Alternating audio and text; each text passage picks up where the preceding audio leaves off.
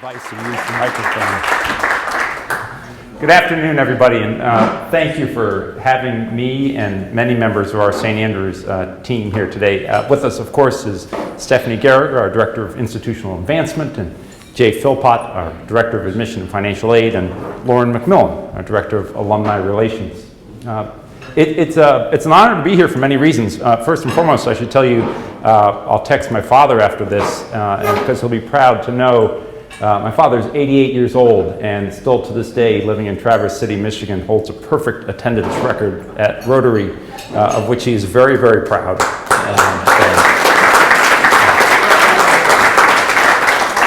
So having grown up the son of a Rotarian, I'm fully aware of the important work that all of you do for the community. It's, to say the least, meaningful in many ways. I've entitled today's talk, Why St. Andrews Matters to Mississippi. And somewhat presumptuously, perhaps. And first and foremost, please know that this is not a sales pitch for St. Andrews. On the contrary, it is an opportunity, perhaps, to express why St. Andrews matters, and in doing so, an opportunity to reflect upon why all of your businesses matter.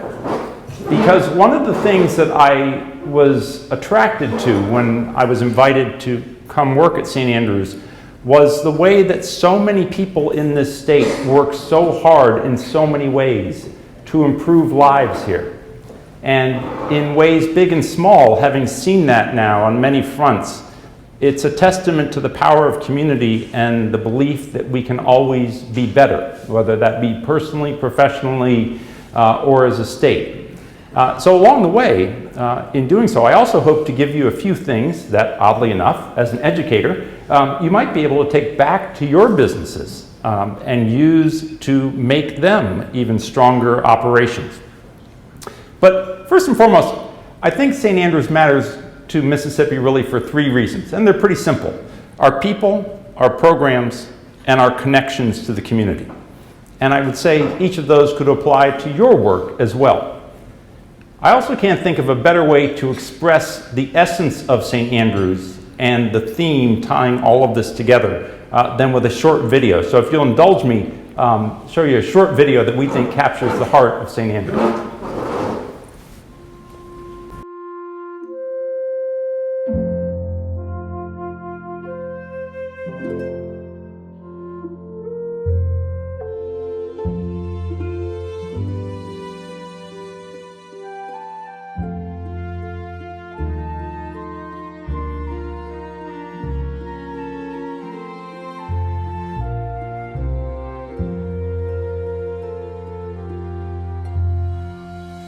I'm the first day of a lifelong love of learning. I'm a place where imagination and play are important jobs, where little ones are encouraged to do big things.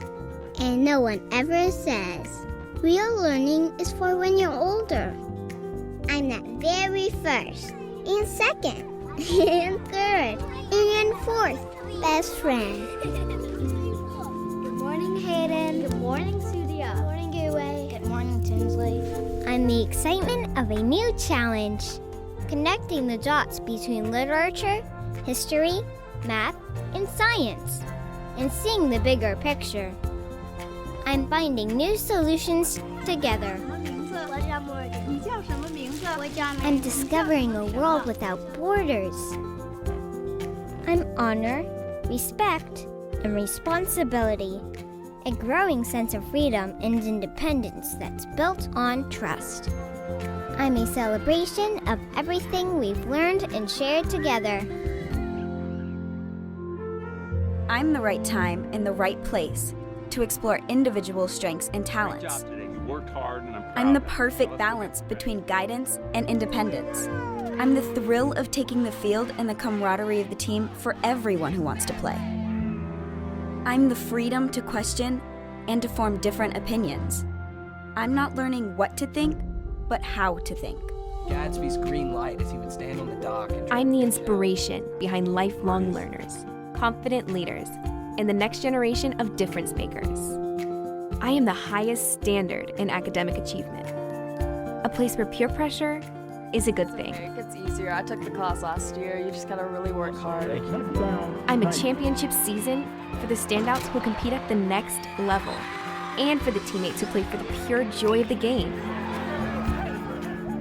I'm the realization that the world isn't limited to a campus, a state, or even a country, and I'm bringing the passion and the drive to shape that world. I'm the preparation for careers that have yet to be imagined. The preparation that opens doors and turns ambitious goals into letters of welcome. The preparation for all that is possible to become. I'm students who are motivated and engaged. I'm professionals who've been called to teach. I'm a legacy born in 1947. I am the brightest future you dare to dream. I am spiritual growth, moral responsibility, academic excellence, artistic and athletic pursuits. I am training for a life of service to the community and to the world. I am St. Andrew. I am St. Andrew. I am St. Andrews. I am St. Andrews. I am St. Andrew's Episcopal School. I am St. Andrew's Episcopal School. I am St. Andrew's Episcopal School. I am St. Andrew's. The smart choice.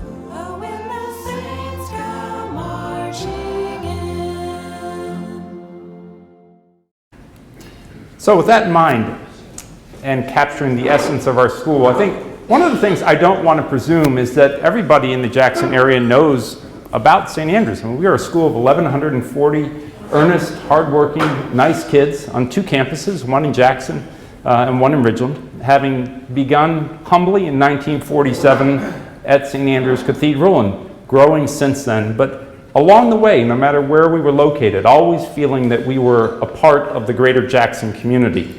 And I say only a part because one of the things that has impressed me since moving here as a newcomer to the state is the fact that we have many fine schools in this area which children continue their education and follow on their journey. I met Parker a little while ago and was reminded that we have graduates from other schools who are doing great things. And we just want to be a part of that.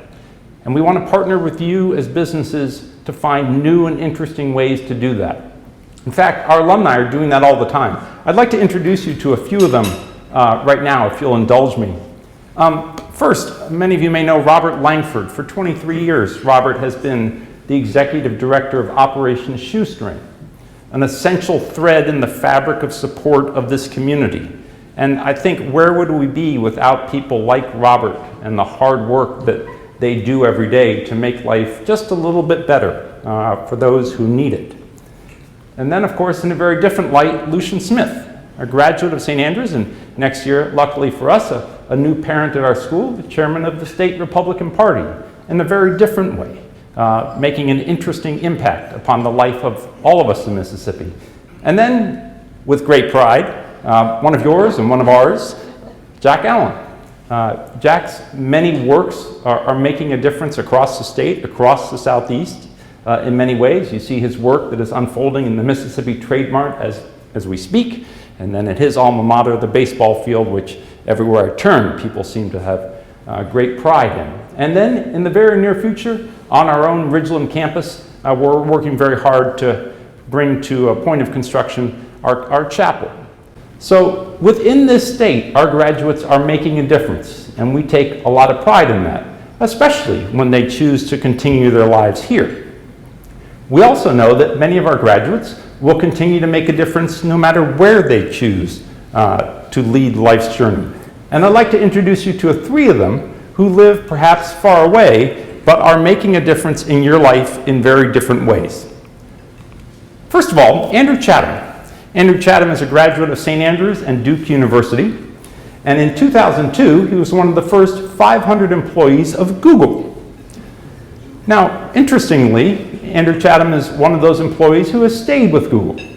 And since 2009, he has served as the lead engineer for Google and now its subsidiary Waymo on their self-driving car project. Now think about that. Andrew Chatham is located in Palo Alto, California. I don't know what the future of self-driving cars will be, but I can't imagine a future without it. And very soon, it will come here to Mississippi and everywhere else in the world. And Andrew is leading that charge in a way that will fundamentally revolutionize the way we live. In a very different light, Anita Goel. Anita Goel is the chairman and CEO of a company named NanoBiosim. Now, you may never have heard of Anita, but she is making a difference in your lives and the lives of your loved ones every day. You see, for example, Anita invented the first mobile tricorder device that can instantly diagnose any disease with a genetic fingerprint at 1/10 the cost of traditional methods. Now, in an age of skyrocketing medical costs, that's pretty impressive. More interesting for me, though, is she recently partnered with Elon Musk's SpaceX project to launch into space a payload that included the lethal pathogen MSRA. Now, if any of you have ever had difficult experiences in the hospital or know of loved ones who have, you know that MSRA is a problem, to say the least, on many fronts in the medical world. Well, Anita's hypothesis is that by launching this pathogen into space, it might mutate more quickly without the force of gravity. And in doing so, she would in essence be able to look into the future and therefore get ahead of its development here on Earth and once and for all solve a problem that has confounded medical experts for quite some time. Now, in a very different light, some of you who have been in the Jackson area for quite a while may remember a young man named Alexander Clark. You see, Alexander Clark, since the age of 10, has served as a technology consultant for Jackson area businesses. Now, I don't know about you, but at 10 years old, I was not serving as a technology consultant for local businesses. Since then, Alexander has gone on to Yale, now lives in New Haven, Connecticut, where Stephanie and I had a chance to visit with him this fall. You may have never heard of Alexander's company, Technolutions, but if any one of your children or grandchildren have applied to college or university in the past few years, there is a very good chance that Alexander has intersected with their lives. You see, Alexander and his company Technolutions created what's known as SLATE. Now, SLATE may not mean anything to you, but as somebody who's spent 20 years in the world of admission and enrollment, it means a great deal. You see, SLATE is a customer relations management tool and database that has disrupted the entire world of university admission to the point that it is now the backbone of the admission operation in over 880 universities across the country, including Millsaps, Harvard, Yale, and many others. In doing so, Alexander and his team at Technolutions overthrew an industry that had previously been dominated by much bigger companies, turning him into the equivalent of a rock star in the world of college and university admissions. He is a fascinating individual, to say the least.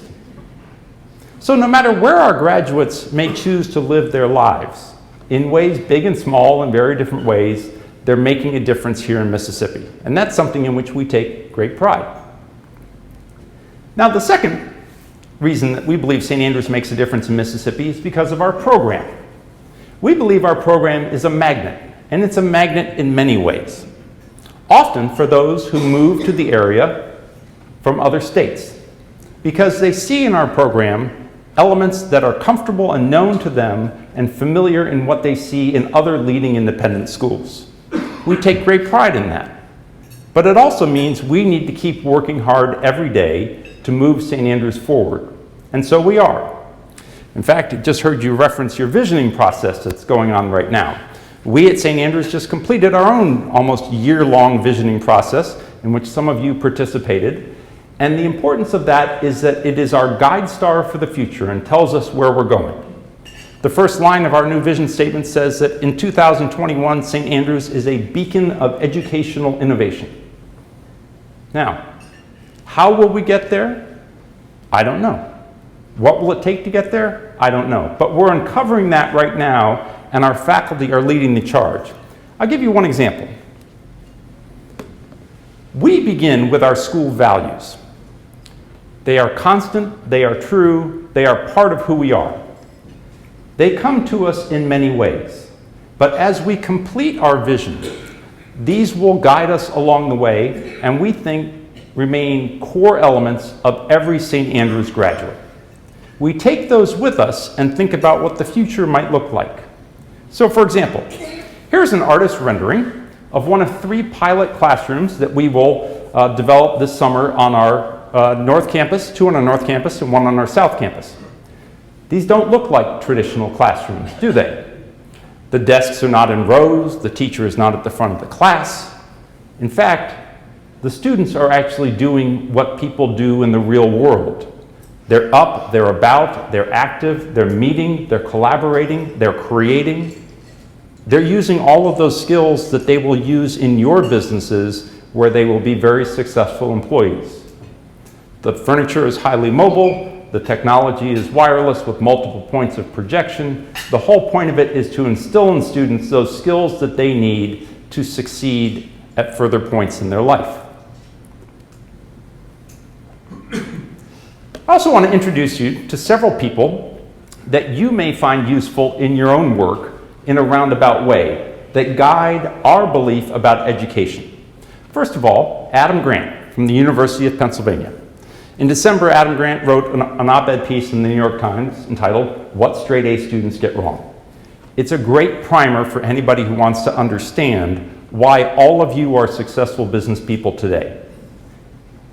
You are successful not because of the grades you got in college and not because of where you went to college or university. You are successful because of your embodiment and your desire to keep growing in areas you may not even be fully aware of. Your ability to collaborate, your ability to overcome, your ability to achieve, your ability to empathize, your ability to be creative. Those are the skills that allow all of us as professionals to keep growing. I'll give you another example. Robert Sternberg, Cornell University, wrote a book a few years ago called College Admission for the 21st Century.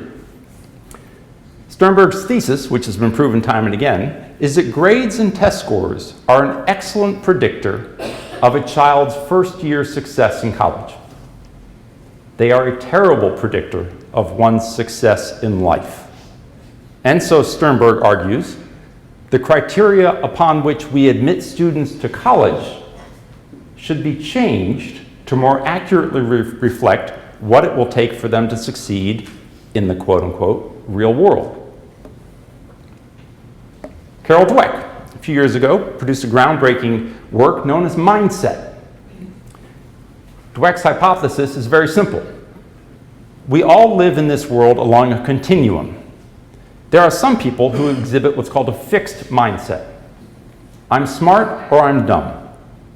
I'm good at this or I'm not, and it's never going to change. At the other extreme are those who exhibit a growth mindset. I can get better at this if I keep working at it. I may never achieve that goal, but through the process of self-improvement, my life's journey will be greatly enhanced. Her argument is that those who exhibit a growth mindset and believing that they can achieve are those who will be most successful in the world. And then finally, Angela Duckworth, also at the University of Pennsylvania, put forth grit. Her argument is that the single most important factor in anyone's success in life is their ability to overcome, their ability to face obstacles and to never, ever, ever give up. These are things that are hard to measure on tests, but in fact, we're actually getting better at it. So it's no longer just your traditional academic measures that define one's success. Now, what does all this have to do with your world? I'd like to introduce you to Dr. Nathan Kunzel from the University of Minnesota, where he is a psychologist. University of Minnesota happens to be one of those great schools in terms of the world of psychology, and many other reasons I'm sure as well. Dr. Kunzel is somebody I had the pleasure of spending about 5 years with working to develop a test called the Character Skills Snapshot. And just last month he came to visit with us at St. Andrews.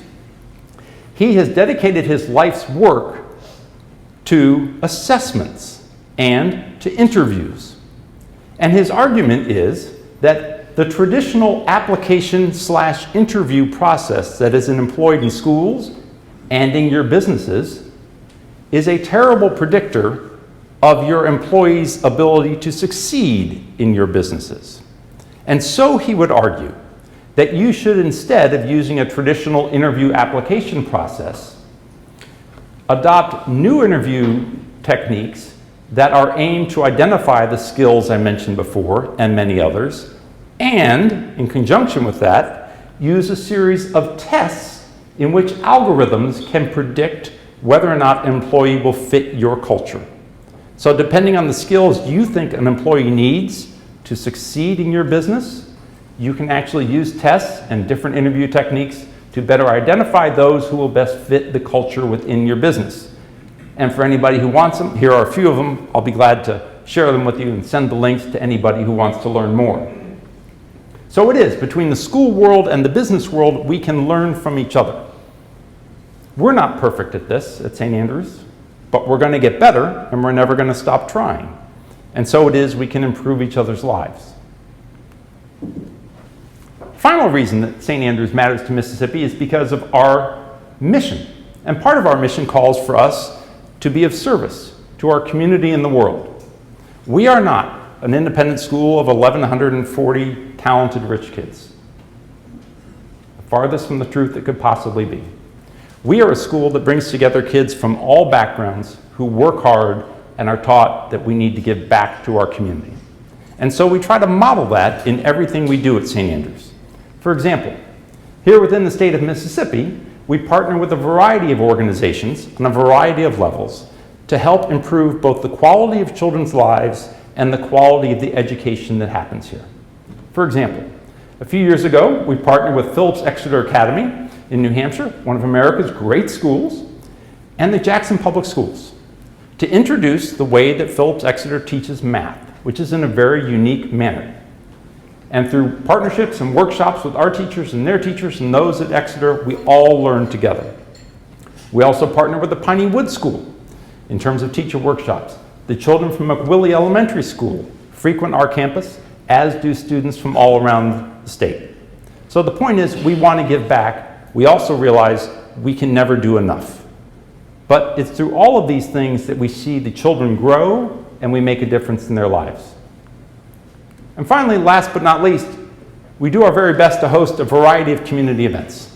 This past fall, we hosted the Junior League of Jackson in our Athletics and Recreation Center, where they had their annual meeting. And a fun event that, if you've never attended, but we'd encourage you to, that happens each winter, is the Rumble in the South, a collection of 12 of the best teams in the state of Mississippi, with many of the best players there.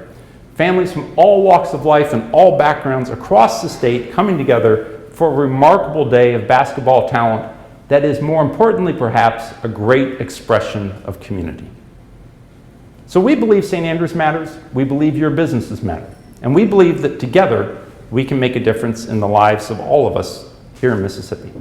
And with that, if people have questions, thoughts, observations, I'd be glad to entertain a few of them, as long as Lee tells me we might have time.